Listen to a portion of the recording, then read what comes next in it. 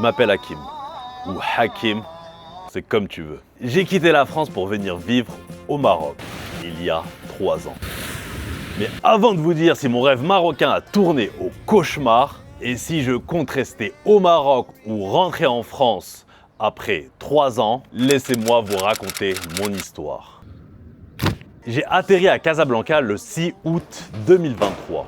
Le soleil, la plage, la chaleur des gens, la fraternité, l'hospitalité, la bonne bouffe de chez nous, vivre parmi nos frères et sœurs, elhamdoulillah, dans le pays de nos ancêtres. C'est le rêve de tous les Marocains résidant à l'étranger, non? Bah moi, c'était pas du tout le mien. Je suis venu par la force des choses, un peu sur un coup de tête, et je ne savais pas exactement ce que je venais chercher au Maroc. Mais je savais très bien ce que je voulais laisser derrière moi. Évidemment, comme c'est pas le monde des bisounours et que je ne vais certainement pas vivre d'amour et d'eau fraîche, la première question qu'il a fallu se poser et la première question qu'on se pose tous, comment je gagne ma vie ici?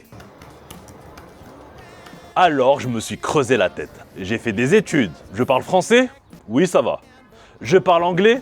For sure. Je parle darija? Ah, chouïa, chouïa. Enfin vraiment. J'ai des compétences. J'ai des années d'expérience à Paris dans un secteur porteur. Bingo, je vais créer ma propre entreprise ici. Je peux le faire. Donc je fais les démarches administratives, la création de sociétés, la légalisation des documents, le comptable, les premiers clients. Et petit à petit, à force de travail, de sacrifice et d'abnégation, j'ai flop. Aïe aïe aïe. Mais il y a un truc que je vous ai pas dit. Pendant que je faisais les démarches pour l'entreprise, j'ai été contacté pour un emploi parfaitement dans ma branche ici à Casablanca. C'était censé être temporaire le temps que ma boîte décolle et au final, j'y suis toujours aujourd'hui, presque 3 ans plus tard et en y ayant évolué. Comme quoi, au Maroc comme ailleurs, quand une porte se ferme, une autre porte va s'ouvrir.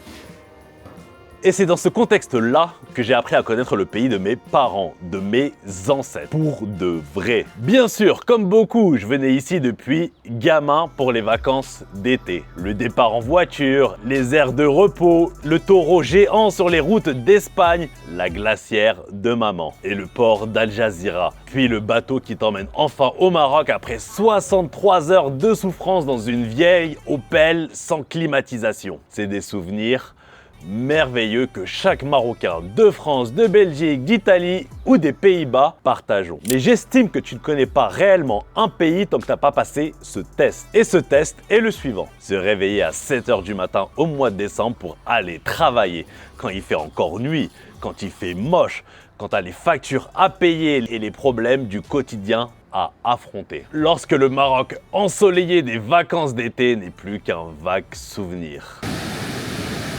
J'ai appris les réalités du Maroc, les qualités du Maroc, mais aussi les défauts du Maroc. Celles que tu ne vois pas sur une plage au mois de juillet avec une glace à la main que ta maman t'a acheté pour te faire plaisir. Déjà parfois, il fait froid. Dans ma tête, au Maroc, il faisait jamais froid. Tu voyais les doigts de pied des gens dans des claquettes Fila toute l'année. Mais lorsque tu portes ton gros manteau en hiver, que les claquettes disparaissent en même temps que les doigts de pied qui les accompagnaient, que tu es pris par le travail, par ton quotidien, par le stress, puis que tu fermes les yeux, eh ben tu peux vite te croire à Paris.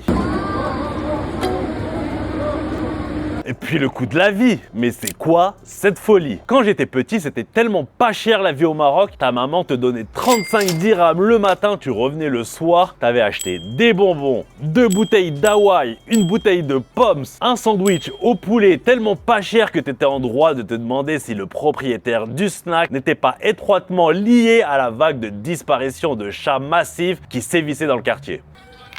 T'as acheté aussi un ballon de foot, des cacahuètes, un pain au chocolat. Et à la fin, sur les 35 dirhams, il te restait encore de la monnaie. Mais qu'est-ce qui s'est passé? Bon, là, je viens de faire mes courses, par exemple. Enfin, j'ai fait quelques courses et j'en ai eu à peu près pour 300 dirhams. Je vous montre un peu à l'écran ce que j'ai pris, principalement de la viande, machin. Mais au lieu de vous faire tout le compte, je vais répondre à la question que tout le monde me pose. Il faut combien pour bien vivre au Maroc? Alors, selon mon expérience à moi, pour quelqu'un de ou un couple sans enfant, il te faut 1 000 € plus le prix de ton loyer. Si tu as un appart ici ou que tu peux en acheter un avec l'argent que tu as économisé de France avec 1000 €, tu seras bien. Tu vis bien. Sinon, si tu dois payer un loyer, bah t'ajoutes le prix du loyer à cette base de 1000 €. Exemple, si ton loyer est de 500 €, c'est 1000 plus 500, donc 1500 €. Si tu as un loyer de 812,99 €, bah t'ajoutes 812,99 € aux 1000 €, ça te fait 1812,99 €. J'ai bien précisé pour une personne seule ou un couple sans enfants. Ça ne sert à rien de me mettre en commentaire « Mais tu dis n'importe quoi, hack sur YouTube, 1000 €, mais c'est pas assez !» Et l'école de mes 8 enfants et les hémorroïdes de mon grand-père, son traitement. Puis j'ai aussi un gosse que j'ai pas reconnu dans le Massachusetts, mais je dois quand même payer une petite pension. J'ai dit pour une personne seule ou un couple sans enfants pour être confortable et vivre comme on vit nous, dans les grandes villes avec nos standards européens. Ça sert à rien aussi de l'autre extrême de me dire tu dis n'importe quoi. Moi j'habite dans le village de Sidi Belabès, j'ai mon potager, j'ai mes poules et je vis comme un prince avec mes 12 enfants pour seulement 75 € par mois. Parle des grandes villes. Et si t'es pas d'accord, t'as le droit, mais tu me le dis calmement et t'expliques ton point de vue. Bref, apprendre à vivre au Maroc, c'est une chose. Apprendre à vivre avec les Marocains, c'en est une autre. L'hospitalité, la générosité, il y a un niveau de fraternité que tu trouveras nulle part d'autre ailleurs que dans le pays de tes ancêtres. Ça, c'est réel. Un autre truc réel, c'est la bouffe. Ici, tu manges bien et t'es jamais déçu. C'est pas le genre de truc que tu trouvais bien enfant et quand tu grandis, tu te dis que c'était pas aussi bon que tu le croyais, que t'étais un Doberman finalement quand t'étais gosse. C'est aussi bon que je le croyais. Non, attends, c'est encore plus bon que je le croyais. Mais j'ai également appris à connaître une réalité bien différente que celle de mes souvenirs d'enfance au Maroc. Que ce soit la difficulté de faire son trou au Maroc, de gagner sa vie ici lorsque tu es en confrontation directe avec le monde réel. Que ce soit certains voisins qui sont pas forcément heureux de ta présence et qui attendent le moindre faux pas pour te faire des problèmes. Bon, je peux pas prouver que c'est parce que je suis né en France que certains semblent avoir la haine de moi et me cherchent le moindre pouls sur mon crâne neuf. Mais c'est une hypothèse dont j'estime le potentiel de véracité à 99,99999%. Que ce soit la position ingrate qui est celle du MRE ou franco-marocain dans son propre pays, il n'aura pas le même droit à l'accueil somptueux et les avantages qu'auront les touristes occidentaux ou les immigrés blancs à base de « tu veux un travail, tiens un travail », et tiens même une promotion de ton travail avant même que tu commences le travail. Tiens le bon thé à la menthe, les cornes de gazelle pour toi, ma gazelle, le darbouka, les maracas, tu connais. Mais il aura les mêmes désagréments que ces derniers, c'est-à-dire les prix qui doublent, voire qui triple et la même condition de vache à halib. Être une vache à halib, c'est terrible, surtout quand t'as pas de halib. Et cerise sur le gâteau, pompon sur la Garonne, merguez dans le couscous, le MRE ou Marocain d'Europe n'aura pas les avantages du Marocain local qui maîtrise l'environnement, les codes et qui a les bons plans. J'ai donc dû apprendre la patience, passer outre la frustration, passer d'une journée où tout se passe bien, le soleil caresse ton visage, tu sors du hammam, t'es en claquette, tu vas manger un tagine, le bonheur absolu. À des jours cauchemardesques où rien ne va dans ton sens, le travail ça va pas, la vie perso ça va pas, il pleut dehors, il pleut dans ton cœur. T'as une fuite d'eau chez toi, le plombier arrive 3 heures en retard alors qu'il avait promis d'être là avant midi, tu dois annuler tous tes rendez-vous, tout le monde te prend la tête, t'as l'impression que tout le monde complote contre toi. Et t'as juste envie de dire Nico à la vie.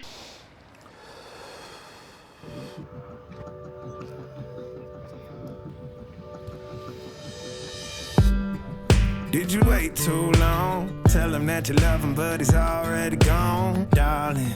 Did you make two wrongs? Know that daddy never made a right before, darling.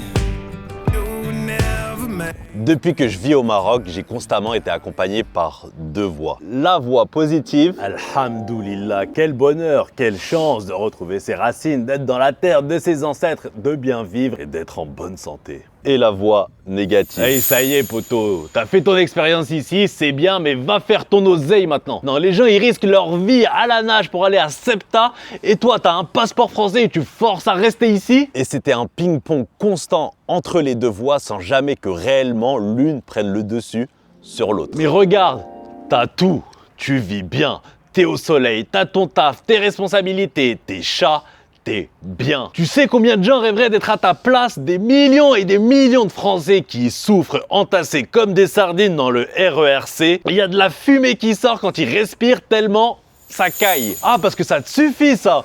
Réveille-toi cousin, réveille-toi. T'es seul, tu peux aller partout, le monde est grand et plein d'opportunités. Et l'autre il est content avec son petit confort, sa petite vie. En plus t'as pas d'amis, pas de femme. Tu sais que t'es pas heureux. L'écoute pas. Tu vas te trouver une belle Marocaine, te marier, faire des beaux enfants marocains au Maroc qui vont naître dans le même pays que tes parents, que tes grands-parents, que tes arrière-arrière-grands-parents. Et la boucle sera bouclée. Boucle-la avec tes boucles, toi. Écoute-moi. Tu l'as fait ton expérience, ça y est. Passe à autre chose maintenant. Va construire autre chose maintenant. Tu stagnes. Et dans la vie, quand on progresse pas, on régresse. Il est passé où le Hakim de London, Cancun, Mexico, Pattaya? T'arrêtes tout de suite, t'es en train de me faire une réputation exécrable auprès de mes amis qui me regardent. Bon, il se passe de sacrées choses dans ma tête. Mais vous aussi, on a tous ces deux voies, que tu sois en France, au Maroc ou ailleurs. Je pense que tout le monde se demande s'il est à sa place, s'il pourrait faire mieux, s'il serait plus heureux, s'il avait fait des choix différents. Et je pense que si tu as un intérêt pour vivre au Maroc, pour la vie au Maroc ou rien de tout ça, tu peux t'identifier à mon histoire.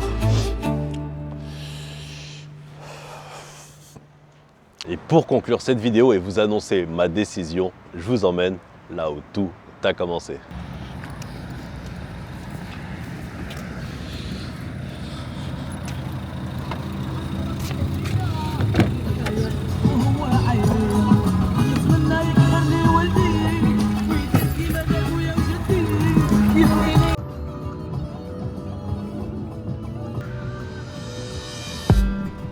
Did you wait too long? Tell him that you love him, but he's already gone, darling.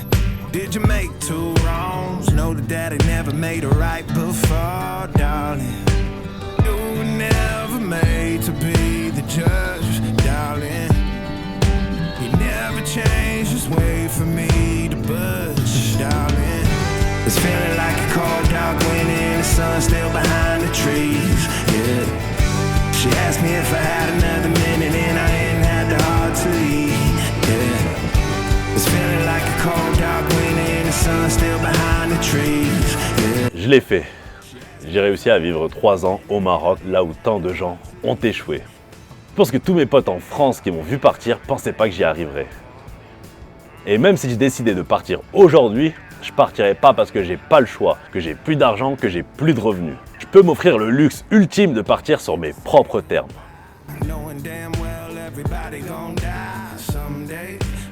Simplement parce que j'ai décidé que ma vie ici ne me convenait plus.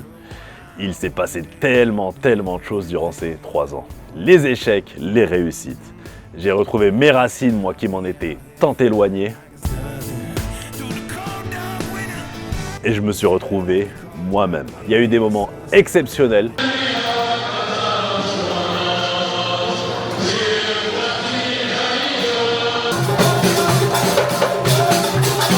Ces jours où tu te sens tellement à ta place que tu peux pas t'empêcher que ta présence ici est la volonté de Dieu. Il y a eu Bernard, mon brave compagnon des premières heures qui m'a accompagné ici depuis presque mes débuts. Puis il y a eu Lumière, la bien nommée, qui est apparue comme une lumière dans ma vie récemment.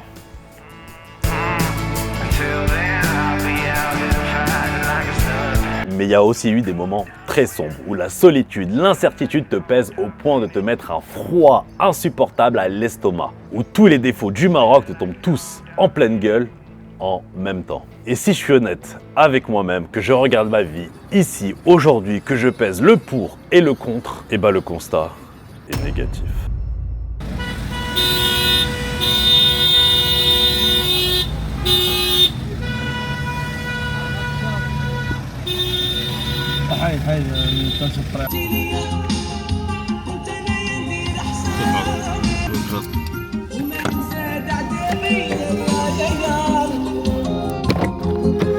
Ça va.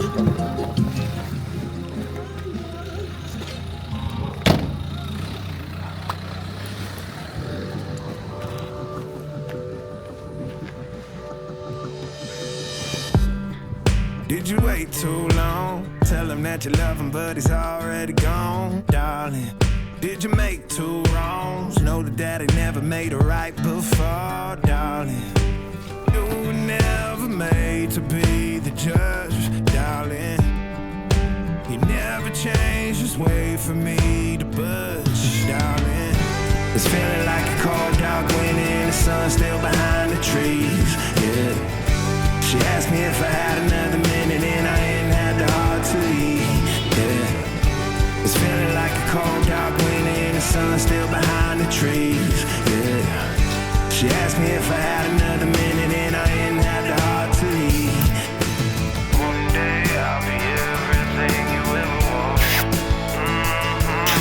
Until then I'll be out here fighting like it's nothing. Through the cold dark winter. Did you say goodbye, knowing damn well everybody gon' die someday? Did you waste my time, knowing damn well we can press rewind? One day I'll be everything you ever wanted. Until then I'll be out here fighting like it's nothing. Through the cold dark winter. It's feeling like a cold dark winter and the sun still behind the trees, yeah.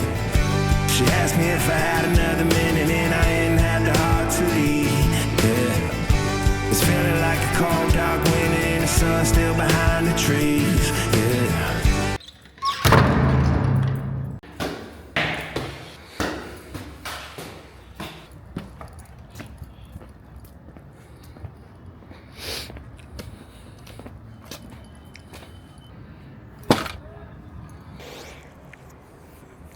Mais je décide de rester.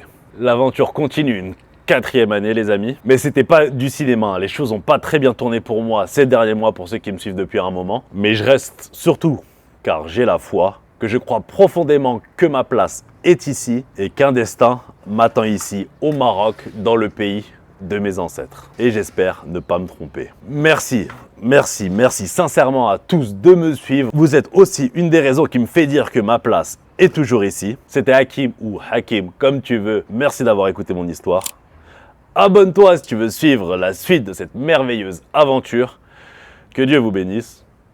Bisous. Le Maroc, le Maroc, le Maroc, le Maroc, le Maroc, le Maroc, le Maroc, le Maroc, le Maroc, le Maroc, le Maroc, le Maroc, le Maroc, le Maroc, le Maroc.